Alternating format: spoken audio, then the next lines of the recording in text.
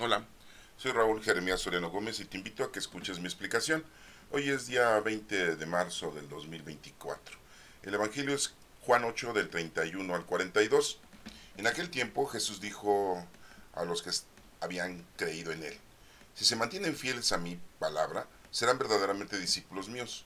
Conocerán la verdad y la verdad los hará libres. Ellos replicaron: somos hijos de Abraham y nunca hemos sido esclavos de nadie. ¿Cómo dices tú, serán libres? Jesús les contestó: yo les aseguro que todo el que peca es un esclavo del pecado, y el esclavo no se queda en casa para siempre. El Hijo sí se queda para siempre. Si el Hijo les da la libertad, serán realmente libres, ya que son hijos de Abraham. Sin embargo, tratan de matarme porque no aceptan mi palabra. Yo hablo de lo que he visto en casa de mi padre. Ustedes hacen lo que han oído en la casa de su padre. Ellos le respondieron: nuestro padre es Abraham. Jesús les dijo: si fueran hijos de Abraham, harían las obras de Abraham, pero tratan de matarme a mí porque les he dicho la verdad que oí de Dios. Eso no lo hizo Abraham. Ustedes hacen las obras de su padre. Le respondieron: nosotros no somos hijos de prostitución, no tenemos más padre que a Dios. Jesús les dijo: entonces, si Dios fuera su padre, me amarían a mí, porque yo salí de Dios y vengo de Dios. No he venido por mi cuenta, sino enviado por Él. Esta es palabra de Dios. Honor y gloria a ti, Señor Jesús. Bueno, estamos analizando aquí el Evangelio en el que Jesucristo tiene una conversación con sus compatriotas, y vemos lo que ellos dicen, que pues ellos, su padre es su padre Abraham. Recuerden que Abraham, así rápido, así la palabra Abraham significa padre excelso, pero poniendo una H y decir Abraham es padre de todas las generaciones. Y en unas lecturas muy claramente Dios nos ha dicho que todo aquel que bendiga al padre Abraham se llenará de bendiciones. Y así lo hemos hecho, ¿no? Decimos: bendito sea el padre Abraham, porque Abraham es el padre de todas las generaciones, de todos los pueblos del planeta Tierra, así lo dijo Dios. ¿Sí? Bueno, y aquí nos menciona la información en que Jesucristo tiene esa conversación con sus compatriotas. Con respecto a la obediencia, con respecto al respeto que le tienen a Abraham, ya que pues, tienen conocimiento de la historia y de las leyes, tanto de los profetas como la historia de todos los jueces y líderes y caudillos que han tenido el pueblo hebreo en aquel entonces. En el Antiguo Testamento está todo eso escrito. Pero bueno, vamos a verlo de esta manera, poco a poco. Está muy sencilla la información, pero la vamos a tener que descifrar. Dice que aquí en el tiempo Jesús le dijo a los que habían creído en él: todo aquel que cree en mí, dice, si se mantienen fieles a mí y a mi palabra, serán verdaderamente discípulos míos. O sea, ¿quieres ser discípulo de Cristo? Pues tienes que estar bien en el conocimiento de la doctrina de Cristo. Ellos le replicaron: somos hijos de Abraham y nunca hemos sido esclavos de nadie. ¿Cómo que nunca fueron esclavos de nadie? Físicamente, pues se dice que fueron esclavos en la época que estuvieron en Egipto. Entonces, ¿cómo es que dicen ahí: nunca fuimos esclavos de nadie, no somos esclavos de nadie? A lo mejor espiritualmente, pero físicamente pues llegaron a la esclavitud. Bueno, nunca hemos sido esclavos de nadie, dice. ¿Cómo dices tú, serán libres? ¿Sí? Pues sí, la libertad está no solamente de una forma física y mundana y terrenal, está de una manera espiritual. Somos libres para conocer, amar y servir a Dios. Hay otra gente que eso no lo entiende, hay otra gente que eso no lo acepta. Y bueno, pues cada quien tiene su mentalidad, tiene su idea, tiene su creencia. Jesús aquí dice, les contesta: yo les aseguro que todo el que peca es un esclavo del pecado. Pues sí, los vicios, el fanatismo, ¿sí? Todas tus tendencias que tienes mundanas y terrenales, pues lo vemos hoy en día, ¿no? Hay gente que tiene el fanatismo del poder, ¿sí? Lucha por ser el líder, por ser el gobernador, por ser el diputado, por ser el senador, por ser el presidente. Y lucha y lucha y lucha, ¿no? Según su postura es para ayudar a la gente, ¿no? Entonces, ya sabemos que es una mentira, todos, ¿no? Les interesa el poder, o sea, es un vicio. Pero teniendo el poder, pues tienen dinero, se enriquecen.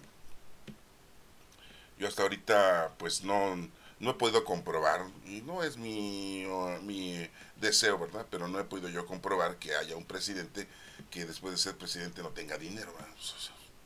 De cualquier país, ¿no? Y más los dictadores, ¿no? Que se quedan años y años en el poder, ¿no?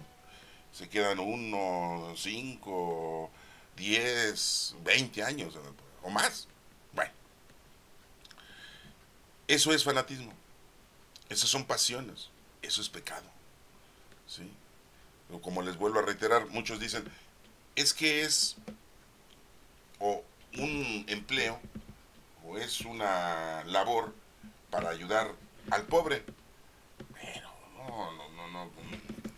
no es así, desafortunadamente vemos que las cosas son diferentes. Bueno, somos esclavos del pecado cuando somos fanáticos de algo o de alguien. Y cuando tenemos vicios, peor. La droga, el vino, el tabaquismo, ¿sí? Y cuando nos volvemos delincuentes, cuando vivimos la vida de una manera equivocada y queremos obtener lo mundano, lo terrenal y lo material, las satisfacciones, por medio de la delincuencia, por el robo, por el secuestro, por el asesinato. ¿Sí? Entonces, pues todo eso es, nos volvemos esclavos del pecado. ¿Sí? Bueno, dice aquí, y el esclavo no se queda en casa para siempre. Dice, el hijo sí se queda para siempre. Si el hijo les da la libertad, serán realmente libres. Jesús es el Hijo de Dios y nos viene a dar la libertad, dándonos conocimiento de la doctrina de Cristo, dándonos conocimiento de su palabra. Recuerden que la ley fue hecha para nosotros, no nosotros para la ley. Y nosotros aprendemos, conocemos la palabra de Cristo en donde nos está diciendo cómo debemos de comportarnos, cómo debemos de ser, qué es lo que tenemos que hacer para que las cosas marchen bien en este mundo material y que cuando nos vayamos de aquí marchen bien en el mundo espiritual. Porque recordemos que venimos de Dios y vamos a rezar con Dios, pero si no hicimos lo que nos corresponde, pues lógico que vamos a desaparecer, nos extinguimos. Simple y llanamente ya es un infierno en el momento en que tú ya no haces las cosas que Dios quiere que tú hagas. Definitivamente ya es algo que pues está condicionado a que te destruyas, porque el Señor, nuestro Señor Jesucristo nos dijo un nuevo mandamiento: amar a Dios sobre todas las cosas y a tu prójimo como a ti mismo. Y bueno, pues eso es lo que tenemos que hacer. Eso es una de las... Y pues definitivamente el mandamiento nuevo que nos dio nuestro Señor Jesucristo, Él lo aclara. No vengo a quitar la ley, vengo a darle plenitud, no vengo a quitar la ley de los profetas, sino a darle plenitud, porque no se le habían dado a los judíos.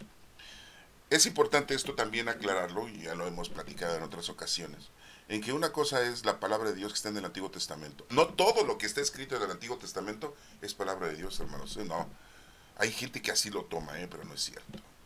Hay mucha historia escrita por los agiógrafos del pueblo judío, pero hay que dudar, y debemos de dudar de lo que ellos escribieron. Pero en el Nuevo Testamento tenemos la doctrina de nuestro Señor Jesucristo. Y esa es la doctrina de Cristo.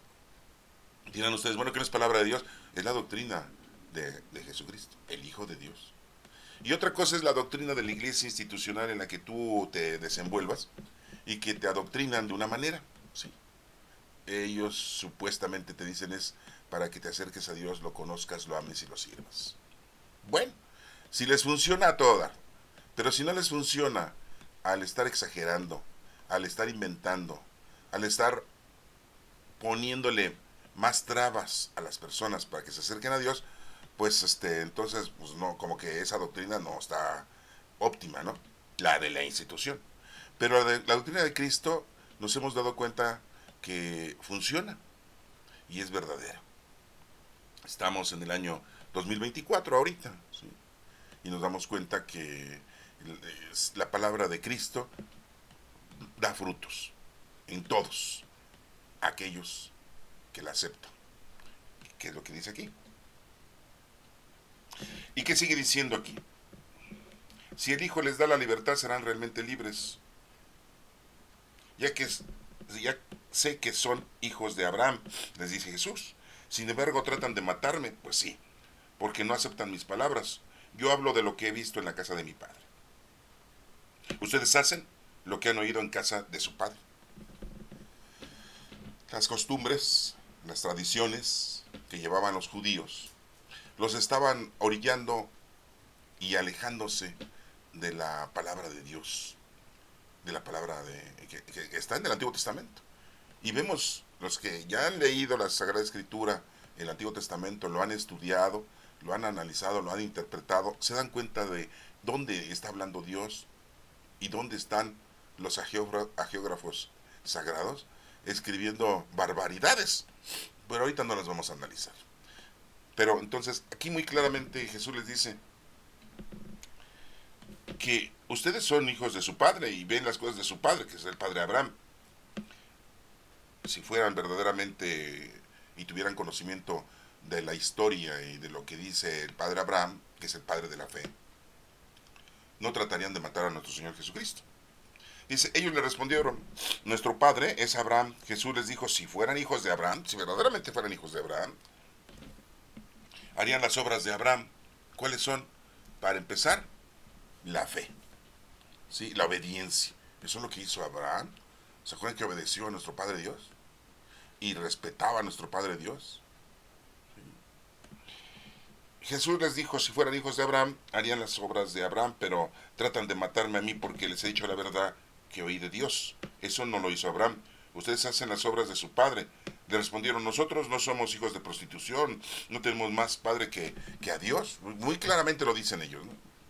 Somos hijos y no somos hijos de otra persona, somos hijos descendientes de Abraham. Por lo tanto, es el padre de todas las generaciones, es el padre de nosotros, ¿sí? Así lo denominan ellos.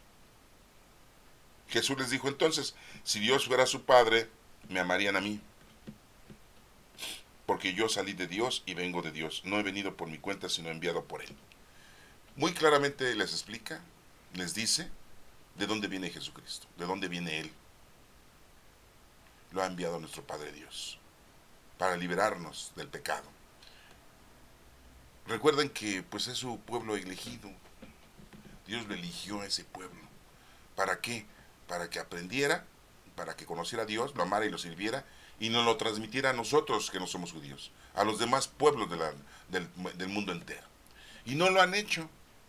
Hoy en día los judíos siguen con su deseo de construir un tercer templo. Qué bueno, ese es su deseo, ofrecérselo a nuestro Padre Dios. Qué bueno, aunque déjenme decirles que de nada sirve un templo si no reconoces al Hijo de Dios, que es Cristo.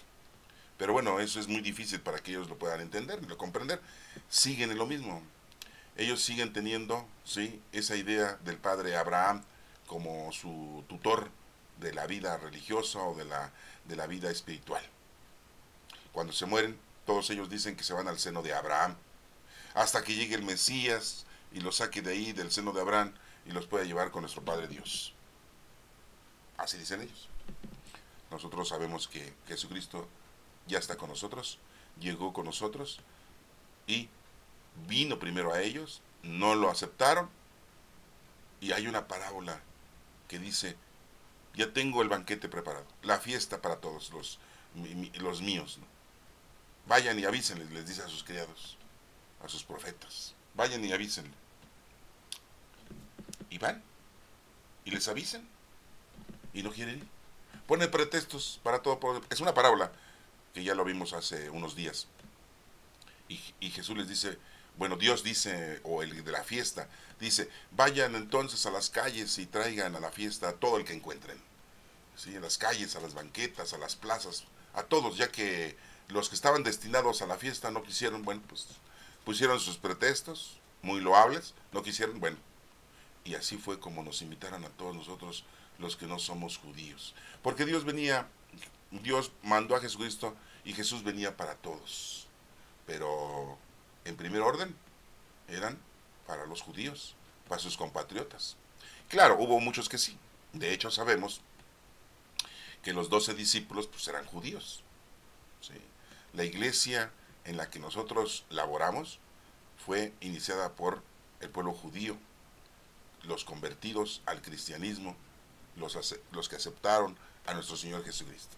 11 de ellos eran galileos y uno era, sí, de Judá, que era Judas Iscariote. Los otros 11 eran galileos. Murió Judas Iscariote, se trató de ahorcar y sustituyeron a Judas por Matías, que también era galileo. Pero Dios escogió a otro, ¿sí? A Pablo, para que a completar a los 12 discípulos.